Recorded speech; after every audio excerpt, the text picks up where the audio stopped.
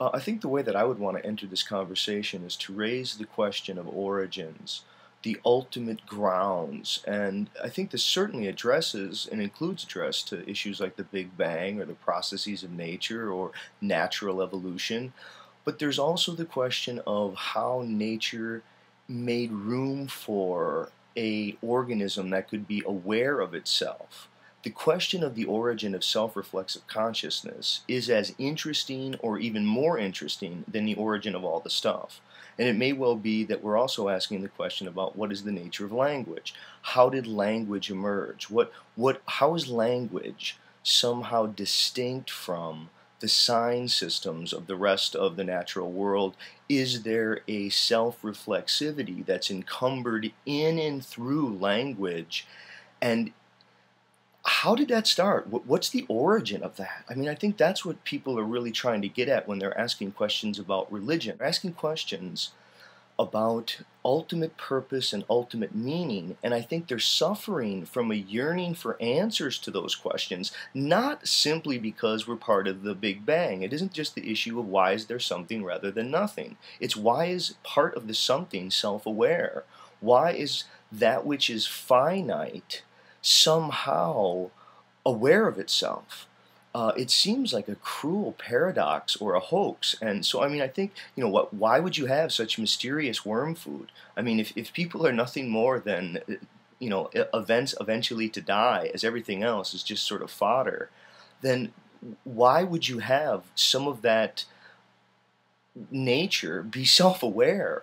I think a different way to maybe come at this issue, and maybe this would be helpful, is to respond to one of the videos that I think is one of the really excellent videos out on YouTube. It's called Children of a Stupid God.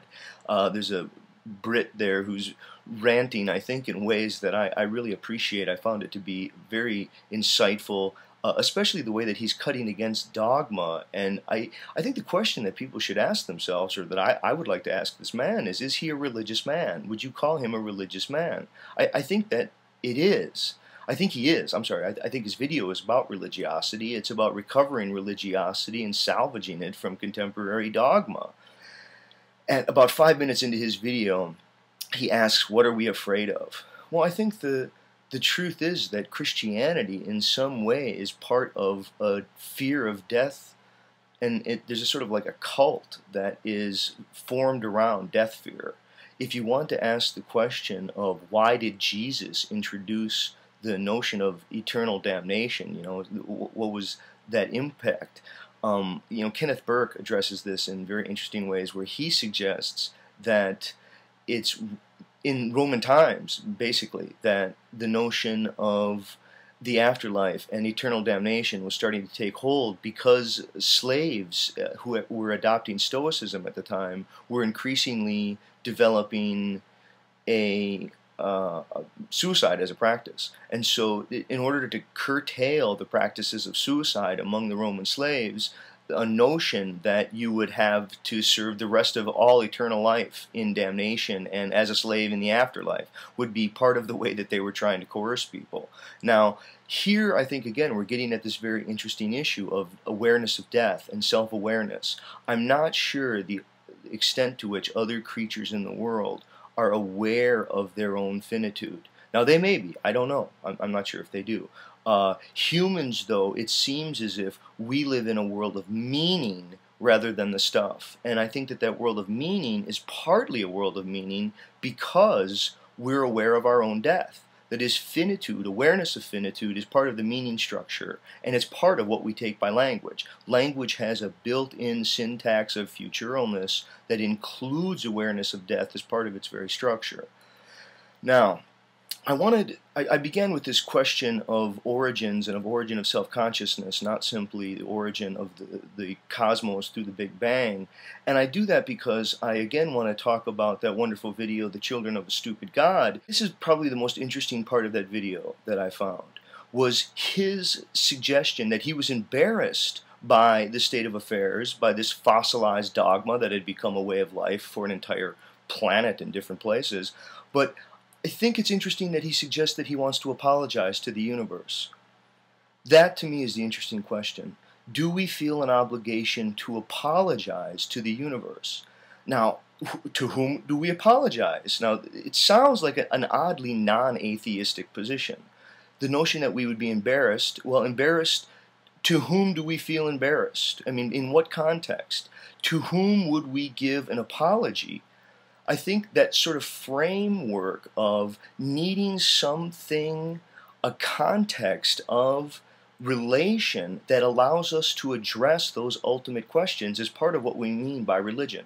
Now, let me see if I can further this out, and this is part of a book that I have coming out at Purdue University later next year, and I guess people may be able to order it. It's called Sources of Significance. But just for argument's sake, let's say that we try to take this as a case. Say I walk up to you and I say, "Can you forgive God?" I think your average person on the street, average Christian, right, your average atheist might say, well, there's no God to forgive. That doesn't make any sense. Okay, that's good enough. But if you walk up to your average Christian and you say, "Can you forgive God?"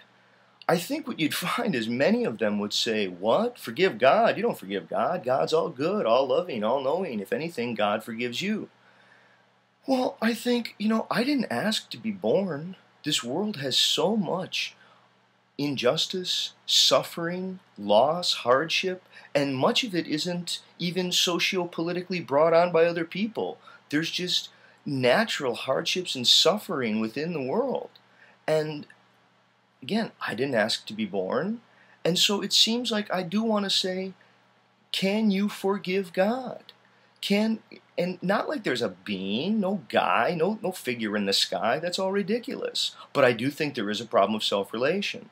There is a problem of a self-aware part of nature.